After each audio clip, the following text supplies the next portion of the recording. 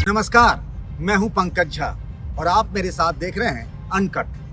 आज मैं बात कर रहा हूं मायावती के नए सामाजिक समीकरण या सोशल इंजीनियरिंग के उनके नए फार्मूले की। और ये फार्मूला नया नहीं है, पुराना ही फार्मूले को नए कलेवर में और नए कवर पैक में लेकर के मायावती आ गई।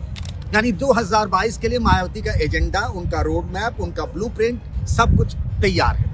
ठीक 6 महीने पहले, विधानसभा चुनाव से ठीक पहले, मायावती क्या करना चाहती है उसका पूरा खाका तैयार है। और वो वही है जो 2007 में मायावती ने किया था जब वो चौथी बार यूपी की मुख्यमंत्री बनी थी।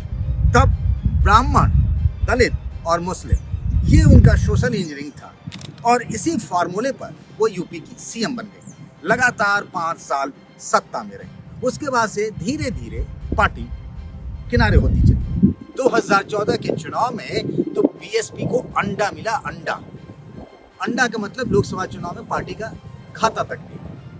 2019 में उसके लिए लॉटरी निकल गई। लॉटरी इसीलिए निकल गई कि उसने अपने सबसे कट्टर दुश्मन यानी अखिलेश यादव, यानी समाजवादी पार्टी, बुआ और बबुआ का गठबंधन हुआ 2019 के लोकसभा चुनाव में। इस गठबंधन में चौधरी अजीत सिंह की पार्टी राष्ट्रीय लोकदल भी थी।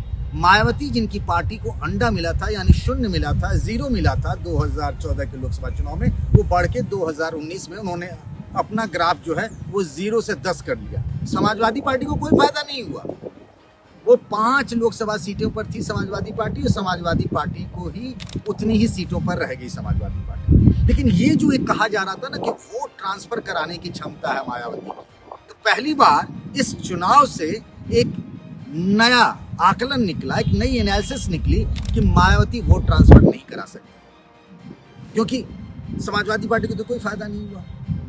अब बात करते हैं 2022 के लिए। 2022 के लिए मायावती ने साफ कह दिया है कि उनकी पार्टी अकेले ही बिना किसी गठबंधन के चुनाव लड़ेंगी। उनकी गठबंधन की चर्चा इसीलिए होने लगी थी क्योंकि पंजाब में ना, यूपी के साथ अगले साल की शुरुआत में पंजाब में भी विधानसभा के चुनाव है जहां उन्होंने अकाली दल के साथ गठबंधन कर लिया। उनको 20 विधानसभा सीटें मिल गई। लेकिन यहां यूपी की सभी 403 विधानसभा सीटों पर मायावती अकेले ही लड़ेंगी। और अकेले जो लड़ेंगी उसके लिए जो उनके साथ आज की तारीख में कई बार उनकी पार्टी से कई लोग निकल गए। उनकी पार्टी से देखिए ना, 18 विधायक थे, उनमें से जो करीब 7 विधायकों ने तो वो तो खुद ही उन्होंने 7 विधायक उनके पार्टी से निकल गए, वो समाजवादी पार्टी में जाना चाहते हैं। और 2 जो विधायक हैं, लालजी वर्मा और रामाचल राजभर, उनको खुद मायावती ने निकाल दिया। और ये दोनों पार्टी के बहुत पुराने नेता हैं, पार्टी में बहुत कुछ बचा नहीं है। लेकिन मायावती को लगता है कि ये जो उनका फॉर्मूला है जो सुपर हिट रहा था आज से करीब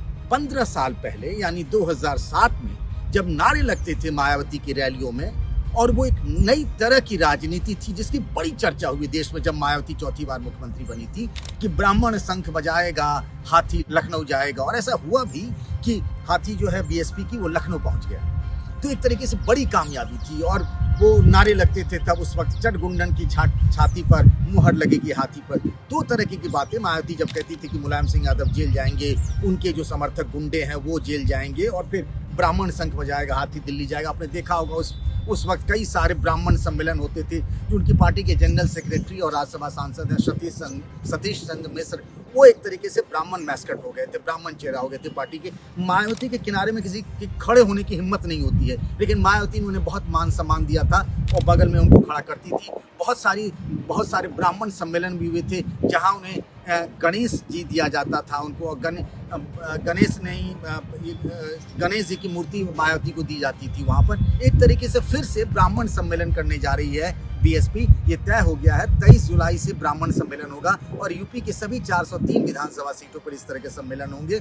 और इसकी शुरुआत कहाँ से हो रही है? एक तरीके से सॉफ्ट हिंदुत्व का खेल जो है ना, वो बीएसपी भी कर रही है। उसने अयोध्या से ब्राह्मण सम्मेलन शुरू करने की बात कही है, उसका ऐलान किया है। तो इस बार उसको मायावती को ऐसा लग रहा है कि एक बार उसके साथ ब्राह्मण आ गए तो ऐसा लगेगा कि विनिंग फॉर्मूला, ब्राह्मण 10% और करीब 22% जो दलित अनुसूचित जाति हैं, जिसमें से जाटव को हम लगा लें, जो जाटवों पर मायावती का एक अधिकार माना जाता है, तो 14 और 10 24% एक बहुत अच्छा खासा वोट बैंक हो जाता है। तो मायावती को लगता है कि अगर हमारे पास इतना वोट बैंक की अगर हम बात करने लगे और लोगों को समझाने और दिखाने लगे तो मुसलमान अपने आप उनके पास चला आएगा और फिर एक विनिंग कॉम्बिनेशन हो सकता है।